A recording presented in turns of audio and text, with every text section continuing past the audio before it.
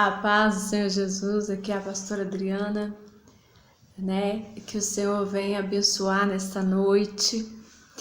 Eu gostaria de estar trazendo uma palavra de vida para nós, Gostaria de pedir a vocês que vocês assistissem esse vídeo até o final, contribuíssem com seu like, contribuíssem com seus comentários, Porque nós estamos aqui para fazer a obra do Senhor. Nós estamos aqui para fazer o ID. E onde há necessidade, E que o Senhor esteja assim manifestando o poder e a graça das nossas vidas. Eu quero fazer uma breve oração. Senhor, restaura minha vida, restaura as nossas vidas, refaz as nossas histórias, Senhor, nesse dia. Reconstrói o nosso mundo, Pai, do pó e restabeleça a nossa fé. Que nós possamos ter fé verdadeira no Todo-Poderoso, o grande El Shaddai, o grande Senhor dos Senhores, o grande Jeová Sabaote, Senhor dos Exércitos. E eu vou estar trazendo uma palavra hoje em Ezequiel, capítulo 14, versículo 13. E fala desta forma: Filho do homem, quando uma terra peca contra mim, comete graves transgressões, estenderei a mão contra ela e tomarei instável o sustento do pão e enviarei contra ela a fome e eliminarei dela os homens e animais. Ainda que estivesse no meio dela esses 3 homens, Noé, Daniel e Jó, eles, pela sua justiça, salvaria apenas a sua própria vida, diz o Senhor. Esse contexto aqui, onde fala do profeta Ezequiel, é quando o povo de Israel afastou da presença do Senhor e começou a transgredir, O pecado era uma coisa natural, perdeu o temor do Senhor. Mas aqui o que eu acho interessante é que ele fala de Noé, ele fala de Daniel e ele fala de Jó. Homens que não se conheceram, viveram em épocas diferentes, mas que teve grandes atitudes. Muitas vezes nós precisamos ter atitude. E a atitude que nós temos que ter neste momento de pandemia, de aflições, de lutas, de guerras, é a fé. Eu vou falar com vocês que do mesmo jeito que você trata as pessoas, o Senhor tratará você. Tome cuidado, porque o Senhor tem observado a cada um de nós. E Ele é um Deus atento. Tanto é que Ele é atento que Ele cita 3 homens de grande atitude de fé. E nós vamos começar a falar do primeiro, Noé. O Senhor chega para Noé e fala com ele assim: olha, Noé, faz uma arca, porque eu vou exterminar essa humanidade, porque ela tem transgredido. E Noé fala assim: Senhor, mas como? Ele vivia numa terra que não tinha chuva. Gente, você imagina você viver num lugar que não tem chuva. Ele não sabia o que era chuva. E Noé ia e tentou por muitas vezes trazer a razão o povo da cidade dele. E eles zombavam. E Noé começou a fazer a arca. O Senhor deu ele habilidade, olha só que tremendo. O Senhor, quando Ele quer, Ele pega você e te dá habilidades que você nem imagina. E Ele começa ali a fazer a arca, né? Com seus 3 filhos. Noé tinha a idade de 500 anos. E o Senhor falou com ele, faz uma arca. E nesse momento ele começa ali a fazer, né? Se você olhar 500 anos, né? Muito tempo. Porque quando a gente chega a 50 anos, a 40, a gente já acha assim, bastante, 80. Imagina 500. E ele tinha os 3 filhos, que era Sem, Cã e Faté. E ele começa ali com os filhos dele fazer a arca. Ele em momento nenhum questionou a Deus. Ele podia ter falado, Senhor, eu não vou fazer não, sabe? Aqui eu nunca choveu, não tem por que eu fazer. Mas ele foi obediente. Talvez você queira ter um sucesso. E o sucesso, cada vez que você corre atrás dele, cada vez ele está mais longe. Sabe por quê? Porque você não é obediente à palavra do Senhor. Você não é obediente àquilo que o Senhor tem mandado você fazer. O Senhor tem te mandado para ir para Nínive e você vai do lado oposto. Então começa a vigiar. Começa a buscar do Senhor onde o Senhor te quer verdadeiramente. O que é para ser feito. E ali naquele momento ele começa e ele faz aquela arca. E o Senhor fala, olha, pega os animais, casais de animais e chama a família dele, coloca dentro da arca, tranca a arca e aí vem o dilúvio. Imagina. Você imagina um dilúvio. Choveu tanto que deu um dilúvio. Imagina as pessoas mortas porque não obedeceu, porque não foi obediente. Muitas vezes a gente está dentro da igreja, está dentro da palavra, tentando viver uma vida cristã e não é obediente.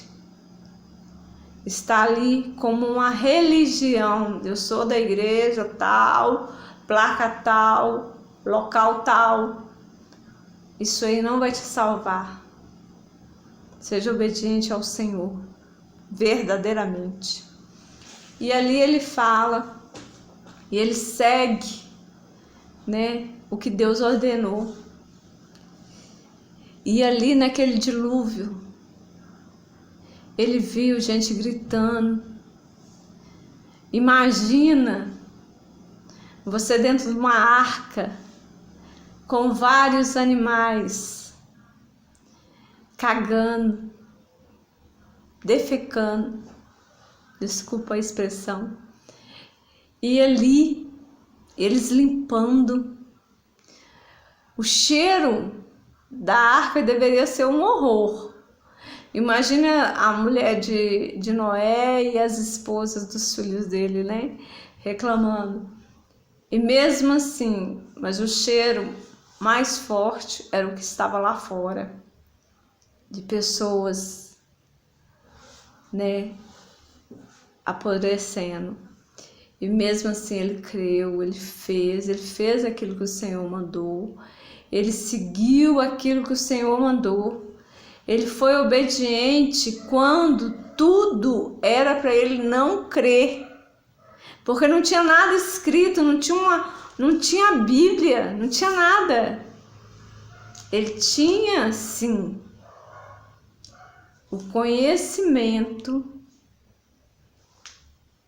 dos mais velhos que já falavam do poder do grande eu sou, né?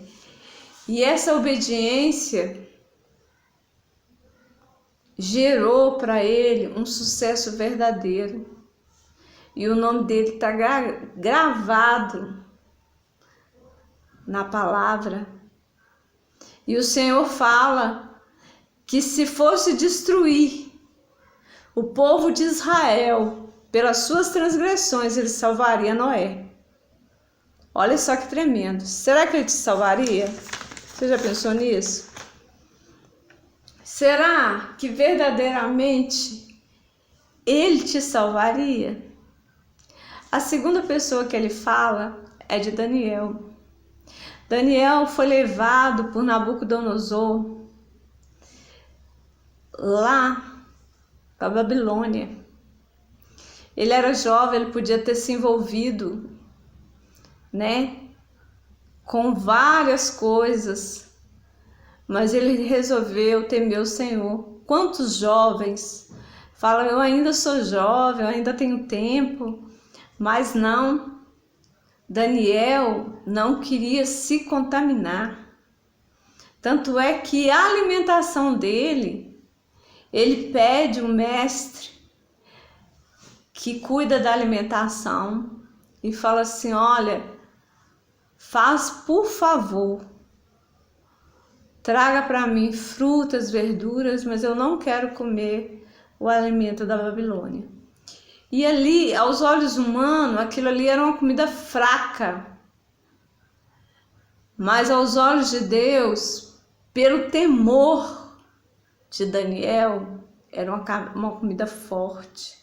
E fala que ele e os amigos dele, Nabucodonosor, Abidnego, né, Sadraque, Mesaque, foram jovens mais fortes, mais bonitos, mais formosos.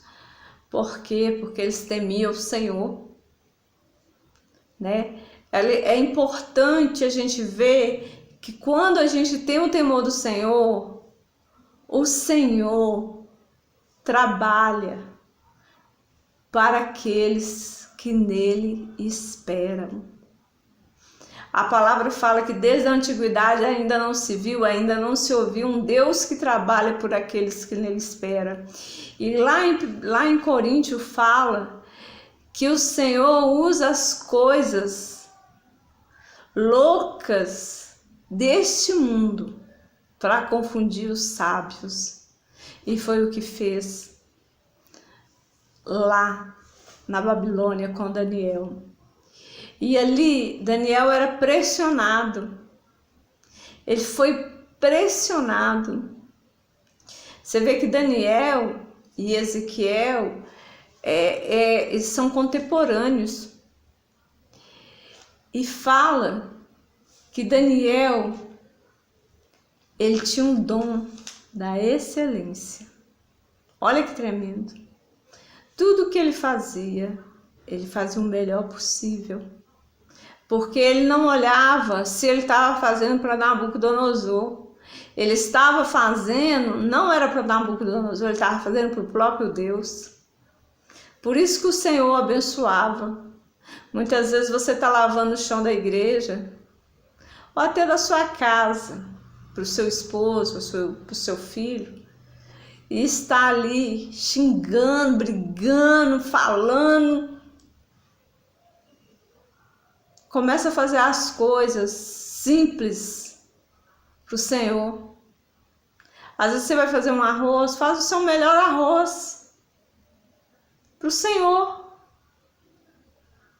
Ah, eu tô cansada da cozinha. A gente cansa mesmo. Mas pensa que você está fazendo para o Senhor, que o convidado especial está na mesa, que vai ser o Senhor na sua vida. Olha só que tremendo. E ele foi provado. Ele foi para a cova dos leões. Na cova dos leões, leões famintos. E o Senhor guardou ele. Guardou ele. Olha só que tremendo. Quantos leões têm se levantado na tua vida e você acha que quanto tempo você vai aguentar? Obras de macumbaria, feitiçaria, magia negra, cativeiros espirituais têm atingido a tua vida, têm atingido os seus familiares, têm atingido os seus relacionamentos. Mas seja Daniel, procure fazer com excelência, procure buscar a palavra do Senhor, procure bater, ligar diretamente para o céu com os dois joelhos e cara no pó, você e o Senhor. Porque Daniel, quando ele via que o negócio estava pegando fogo, ele ia lá para o quartinho dele e ia orar. Ele orava 3 vezes por dia. Assim relata a palavra. Ele pagava um preço, ele consagrava. E você só reclama. Senhor, até quando? Senhor, eu estou indo na igreja. Senhor, eu estou fazendo isso. Senhor, o profeta falou aquilo. E até agora nada. Para de procurar desculpa. Tome posição. É momento da gente tomar posição. É momento da gente virar verdadeiramente evangélicos, crente que crê na palavra do Senhor.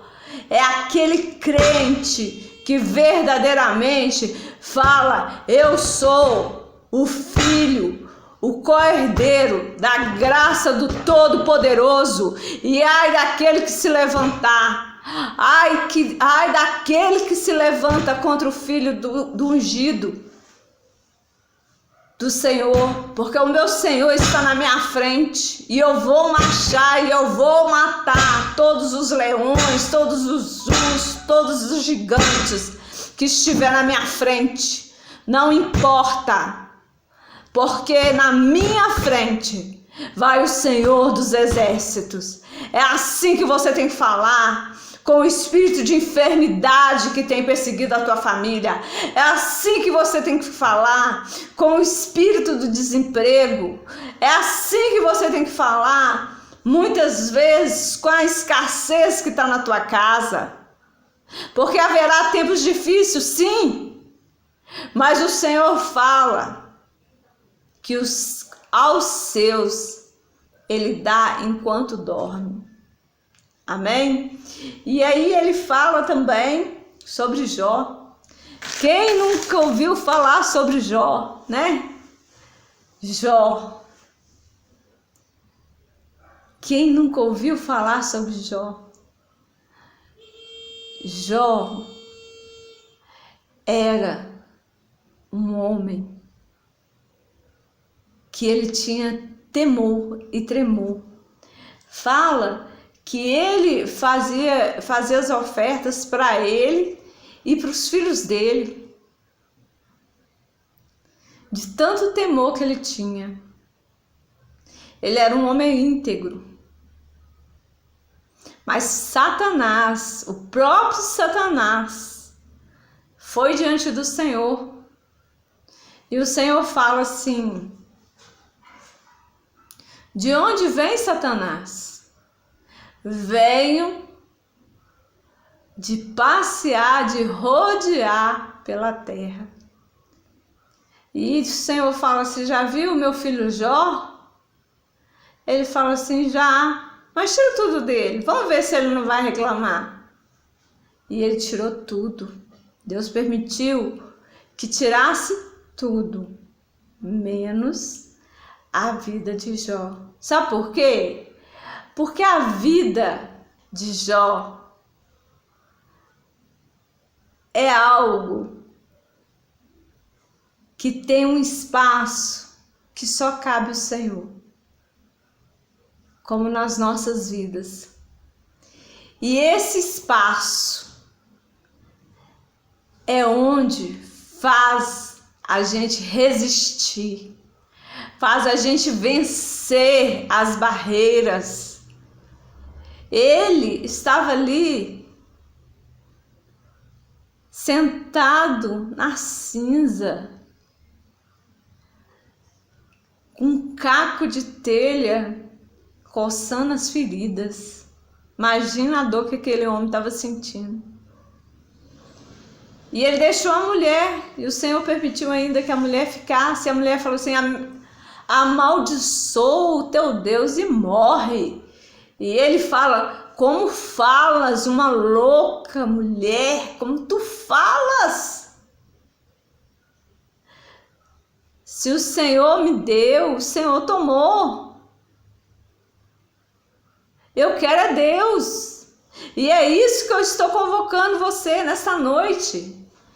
Quero o Senhor acima de tudo, dos bens materiais. É bom ter carro? É ótimo. É bom ter casa boa, é bom ter dinheiro? Ótimo. Mas melhor é a presença do Senhor.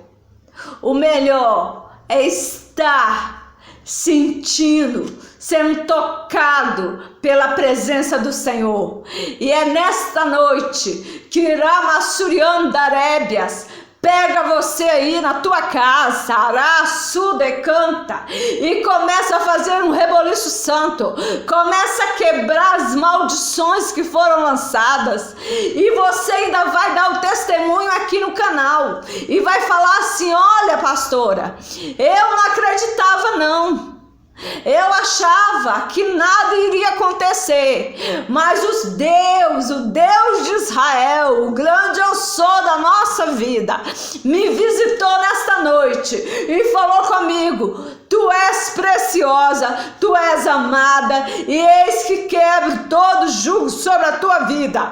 Tome posição, e eu vou voltar para a igreja, e eu vou voltar a ler a palavra, e eu vou dobrar os meus joelhos e clamar até eu ter a minha vitória.